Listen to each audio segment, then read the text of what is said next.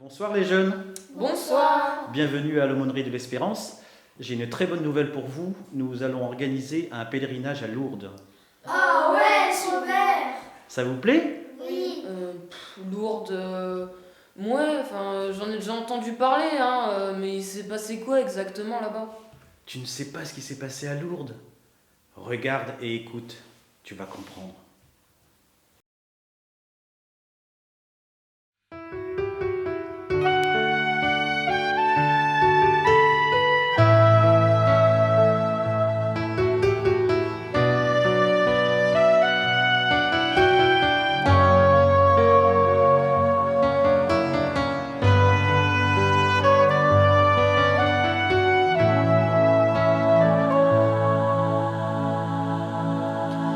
Je suis née dans la boue, sans aucun horizon,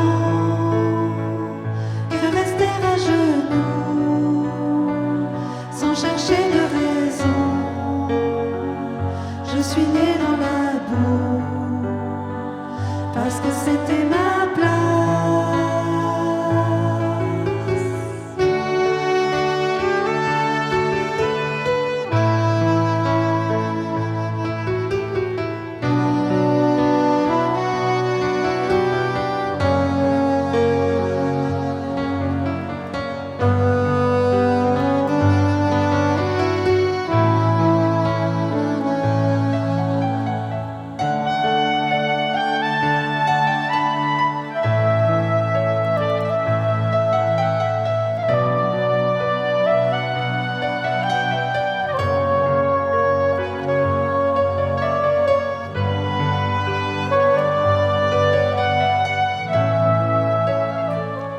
Nous sommes le 11 février 1858. La jeune Bernadette se rend à Massabielle, le long du Gave. Nous sommes en Bigorre, dans les Hautes-Pyrénées, plus exactement à Lourdes.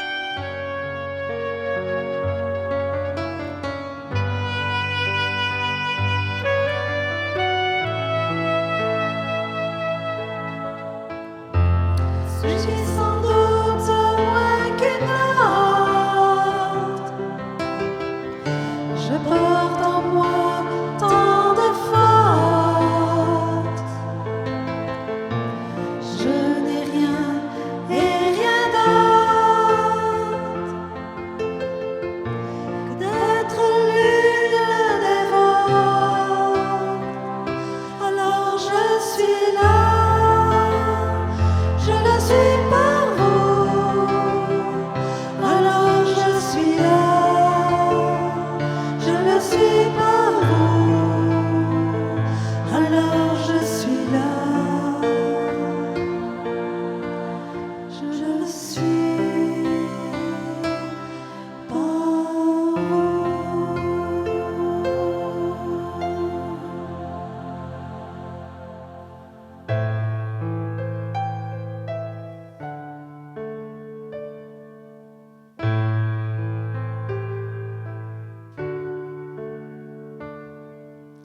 Madame, vous qui m'avez choisi un jour pour répandre vos mots d'amour, vous qui un jour m'avez élu, je vous bénis, je vous salue. Madame, vous qui faites de votre mieux, fille de paix, mère de Dieu, vous qui donnez au dépourvu, je vous bénis, je vous salue.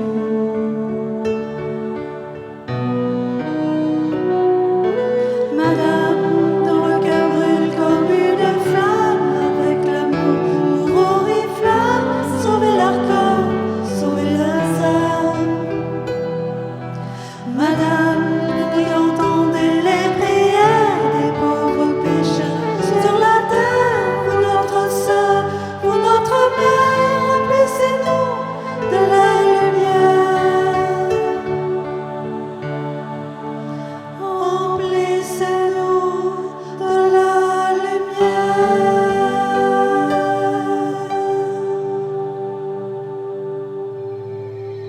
Je ne vous promets pas d'être heureuse en ce monde, mais dans l'autre. Pénitence. Pénitence. Pénitence. Pénitence, mais c'est quoi la pénitence? Pénitence. Comprenons-nous vraiment ce que la Sainte Vierge a désiré répandre sur toute la terre à travers ces mots? Osons-nous nous poser la question, comme ces jeunes qui souhaitent en saisir le sens profond? Oui, c'est vrai, le sens de ce mot nous paraît obscur. Mais je vais vous raconter une histoire qui va vous éclairer. Un chevalier chrétien, poussé par la peur de la damnation éternelle, prit un jour la bure et le bâton du pèlerin pour se rendre dans un monastère et faire confession de ses péchés.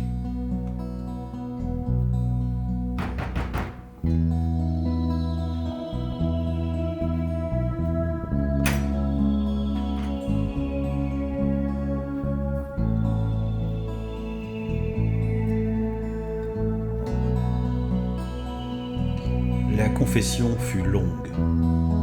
Jamais chrétien n'avait pillé tant d'églises, ruiné tant de couvents, dépouillé tant de voyageurs, blasphémé plus souvent le nom du Christ et de sa mère. L'abbé qui le confessait était épouvanté et lui dit « Mon fils, n'attends pas de moi l'absolution. Tu as encore ton âme qui erre dans les ténèbres. » En entendant ces mots, le chevalier se redressa et, cédant à la fureur, s'écria « Moine, impose-moi l'épreuve qu'il te plaira. Rien n'est au-dessus de mon courage. Veux-tu que je fasse à genoux le chemin de Rocamadour ou bien jusqu'à Compostelle? J'en ai la puissance et la force. » Mais l'abbé, le fixant du regard, secoua la tête pour dire non. Alors le chevalier, se jetant à ses pieds et l'implorant « Aie pitié de moi, sauve-moi de la damnation. J'ai peur des flammes de l'enfer et de brûler éternellement. » L'abbé le releva et lui dit « Aujourd'hui, je ne puis rien pour toi. Reviens demain. Je prierai toute la nuit Notre-Dame pour te sauver. » Le chevalier se retira. L'abbé pria jusqu'au bout de la nuit. Il ne cessa d'invoquer le ciel et Notre-Dame, de tout son cœur, de toutes ses forces et de toute son âme. Il resta éveillé sans oser se reposer, habité par un profond désir de répondre à la demande de ce chevalier.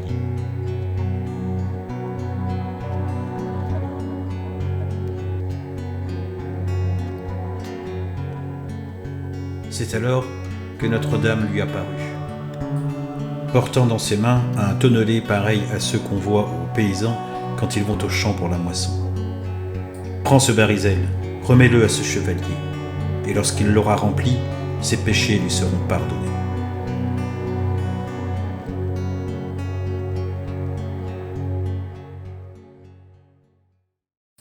De grand matin, le chevalier, rempli d'arrogance et d'angoisse, se présenta au monastère.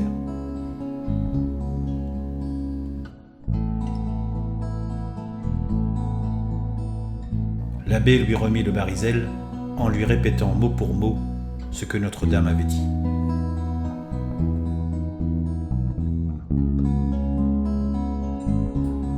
Le chevalier, tout étonné d'une pénitence aussi simple, courut à la fontaine.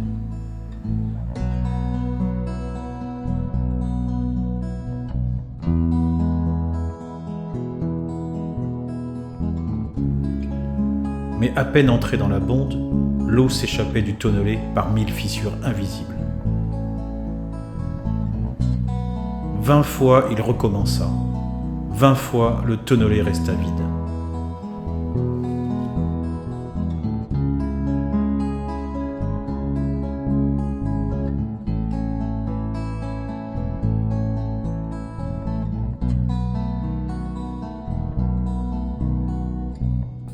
Retournant alors chez l'abbé, « Ton barisel, dit-il avec emportement, est œuvre de magie.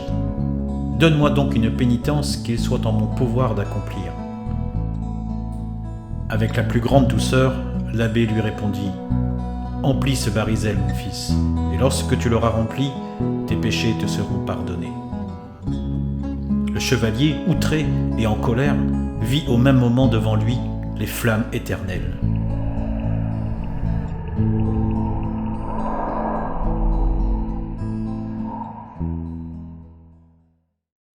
Sans tarder, le chevalier partit d'un pas décidé sur les chemins du monde, à la recherche de cette eau qui remplira son petit tonneau.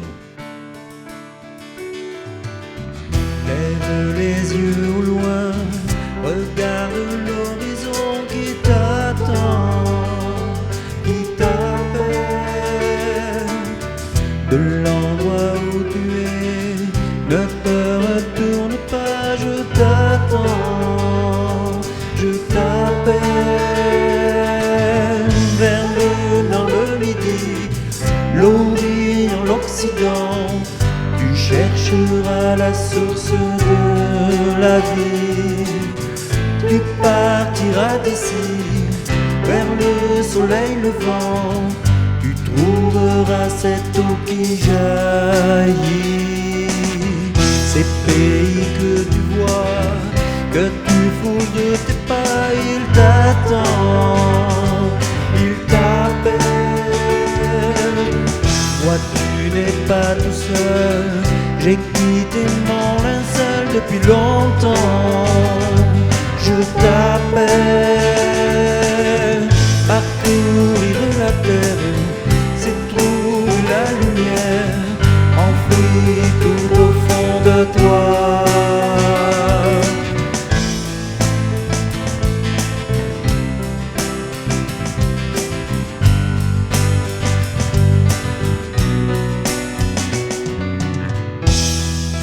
De nombreuses années plus tard, à la tombée de la nuit, un vieux pèlerin fatigué s'arrêta devant le monastère.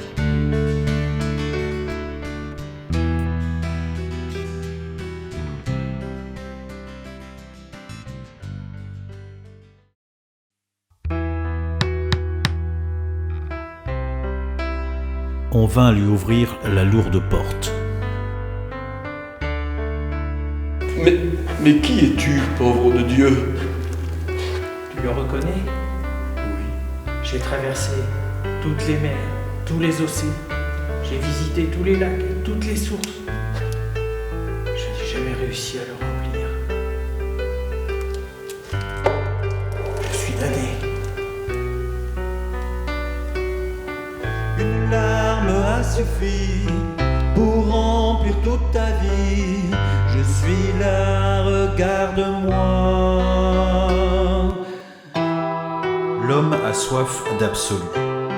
Dans son immense solitude, il cherche à combler de mille façons ce vide qu'il ressent en lui. Mais ce vide n'est pas vraiment du vide. C'est l'immensité d'une place que Dieu seul peut combler. Alors, dès que l'homme s'en aperçoit, il veut redevenir aussi beau que lorsqu'il est venu au monde. Dans l'intimité de son cœur, il fait l'expérience du pardon miséricordieux du Père. Il découvre alors qu'il est aimé, non pas par ce qu'il fait, mais parce qu'il est. Un enfant de Dieu né pour aimer et être aimé.